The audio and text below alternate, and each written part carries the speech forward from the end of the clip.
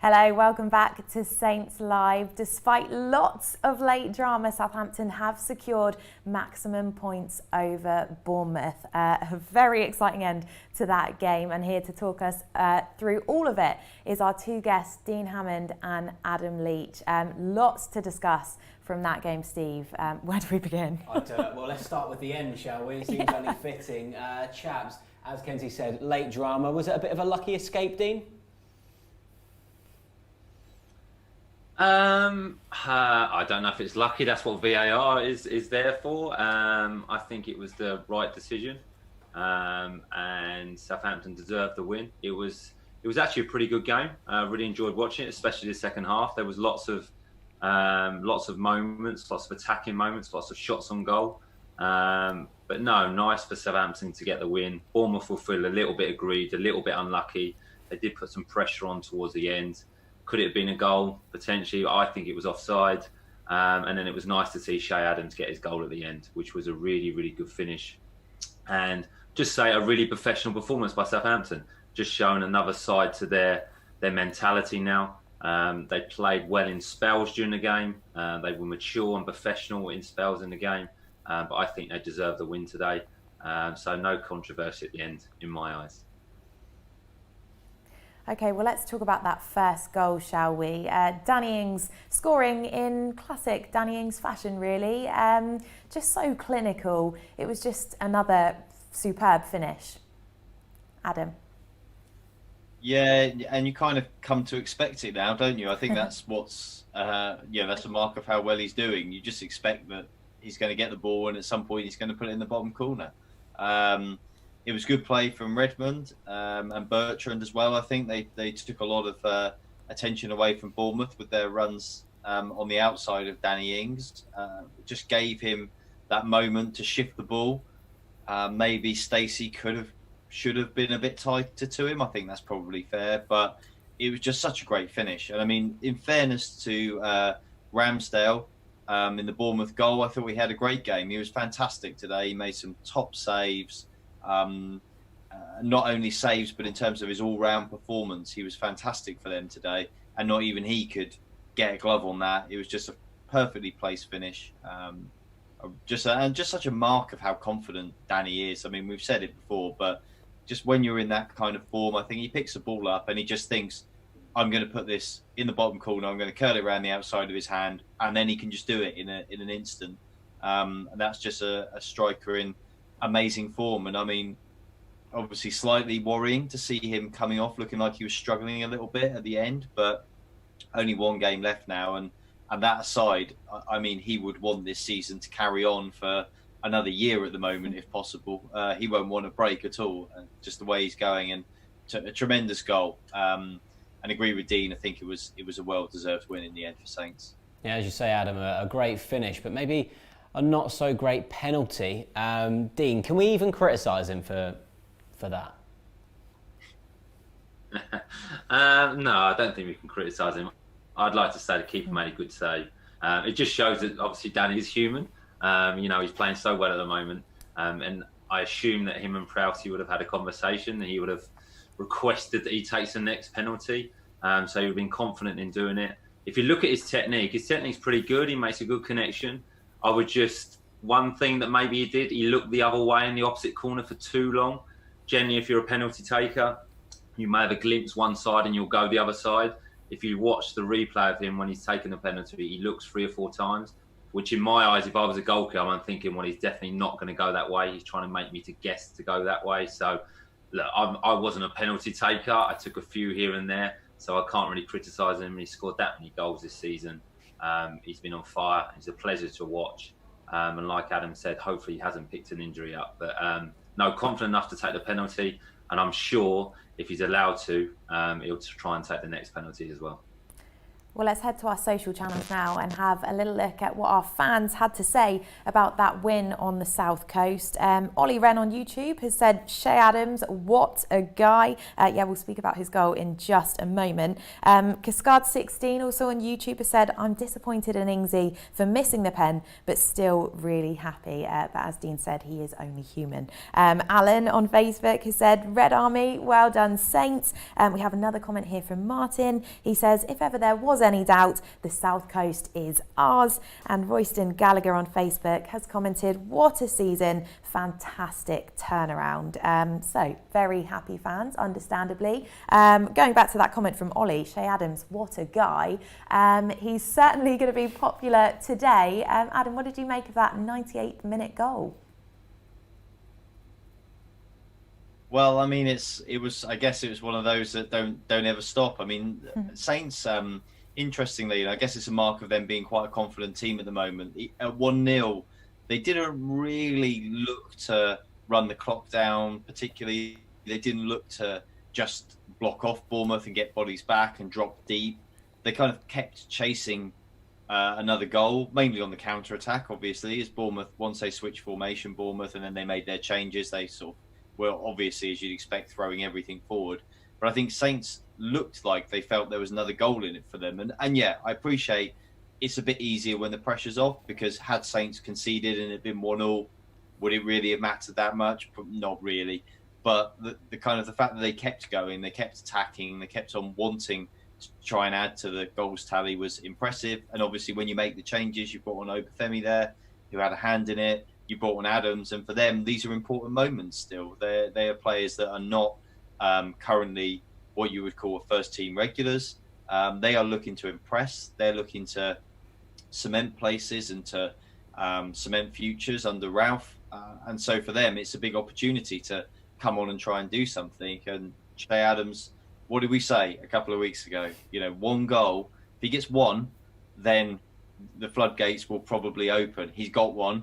And now he's got two pretty quickly afterwards. So great for him. And just, yeah, I guess I'm sure that some Saints fans will feel a little bit of sympathy for Bournemouth and the plight they're in, because, you know, you don't have to cast your mind back too long, really, to feel like you know what Bournemouth are going through as a Saints fan. But ultimately, Saints are out there to win and to do their job, and they were very professional. And yeah, delighted for Shay again. Really, really good for him to keep going. And who knows, maybe he's got one more in him before the end of the season. Yeah, well, Shay came on to replace Shane Long, who started the game alongside Danny Ings. It didn't really look like he influenced the game that much, Dean. What did you make of his all-round performance before being substituted? Yeah, like you say, maybe his performance wasn't so noticeable on the TV, but he was doing a lot of work off the ball. He was making runs off the ball. He was closing the Bournemouth defenders down. Shay's very good in the air. He's challenging for a lot of balls. So it's a very industrial performance by him. Nothing eye-catching, like you say. He didn't maybe get any opportunities on goal. But he was stretching the play. And what he was doing very well, which helped Danny Ings, he was kind of keeping the two Bournemouth centre halves in position, because he was threatening in behind and playing in between them. So Danny Ings could come short and get in that number 10 role and turn. And if you look, probably Danny, Armstrong and Redmond probably had quite a few shots from the edge of the box today. And that was because of Shane Long's keeping them two centre halves in position so they couldn't move and come out and block the ball. So yes, not an eye-catching performance, but I'd still say an effective performance by Shane Long. Well, let's talk about Karl Walker-Peters now then, shall we? He's good defensively and he's good moving forward as well. How impressed were you by his performance today, Adam? Yeah, very. I mean, I've been very impressed with him really since he came in, and particularly since restart. He looks really good. I know that there were Tottenham fans a little bit surprised that they've been prepared to loan him, and it'll be very interesting to see what their thoughts are now once we wrap up this season, because were they loaning him out with a view to letting him go, or with a view to just him getting a little bit more experience under his belt? Because I'm sure they've watched his performances and have been very impressed. So one of two things have happened: either they're going to really want to drive the best possible price for him, and there'll probably be a lot of interested parties. Or they might actually feel a bit like, you know what, this guy is proving himself. He's good in the Premier League. Maybe we don't want to lose him. But yeah, very impressive. He's got pace to burn, which is great if you're in that position. Even when occasionally he makes the odd defensive lap, he kind of gets himself out of jail, and he can get others out of jail because he's got that real turn of pace. He is good defensively, solid. That early interception of the low ball into the 6-yard box was a great piece of defending at a really important time. Showed good awareness. And he's really confident moving forward with the ball as well. He loves to get forward. He can put the ball in the box. He's comfortable with the ball at his feet. He's kind of got everything you'd want, really. And he's very young as well. And so, yeah, I think it's not exactly rocket science to think that if Saints could get a deal over the line for him, given the only other option they've got is right back really now is Jan Valery after Cedric left. And Jan has been inconsistent, I think it's fair to say. Yes, you've got two young right backs if you've got them both, but that seems to me like good competition for places. So I'm sure, pretty confident that Saints will want to try and get a deal for him done. It's just a case of whether they can. Yeah, well, the victory at Bournemouth is not only another 3 points, but also the 9th away win of the season, which is a club record. You must be pretty chuffed with that, Dean. Yeah, I mean, it's a fantastic record. We spoke before the game how impressive that was, and it just shows the quality within the squad and the consistency that to get 9 wins away from home. Usually your foundation of your season is your home form. So we spoke about it. Can Southampton next season improve that? Can they become better at home? Which I think and believe they will want to and will try to. But if they can continue this away form and playing the way they do, in the manner that they do, it's not just wins. They're not grinding results out. They're not nicking it from a set piece. They're dominating games. They dominate possession. They're dominating chances. And they look a real threat away from home. So, teams will start being fearful of Southampton next season because of this record. Maybe adapt and maybe change the way they do play against Southampton. So it could become trickier. But no, you're right. It's a fantastic record. And since the return from the mini break, they've been so impressive, particularly away from home. Okay, well, let's head back to our socials now. As always, we love to hear from you, the fans, on Saints Live. So let's hear what you are saying at home. William sent us a comment on Facebook. He said, from the south coast of South Africa to the south coast of England, congratulations to the boys. Come on, you Reds. Always fantastic to see where you are supporting from around the globe. Andrew Drons left us a Facebook comment. He said, very professional performance that could have been a greater margin. Happy 3 generations up here in Suffolk. Andrew Williams has also left us a comment. He said, Bournemouth pushed us throughout the match, but our quality showed in the end. 2 great goals and a clean sheet is brilliant. Doreen, thanks for getting in touch. She says, well done, Saints. We are really proud of you. We certainly are. Lorraine Evans has also sent us in this message. She says, great game, guys. Well done. And we have a message here from Paul East on Facebook. He says, we made hard work of that and got lucky, but still, come on, you Reds. Yes. A win is a win. 3 points to add to the tally. And on that, let's take a look at the current standings of the Premier League table. This is how that result has affected our position. There we are in 11th place now. And Bournemouth still in that relegation zone, 18th. So they need to beat Everton next week for a chance of staying up. But they could be relegated if Watford avoid defeat versus City on Tuesday, so it's not looking too good for them. How would you assess the way the table looks at the moment, Adam? Well, I mean, I guess looking at the 2 points of view from Saints, it looks really good. I mean, had you offered at restart when, let's not forget actually, before restart, before they played that Norwich game, there were people who thought they might go down still. I mean, admittedly, that was pretty pessimistic, Saints fans, but there was still people who were worried. And now, I mean, they look, fairly strong favourites to probably finish 11th, worst case, probably 12th.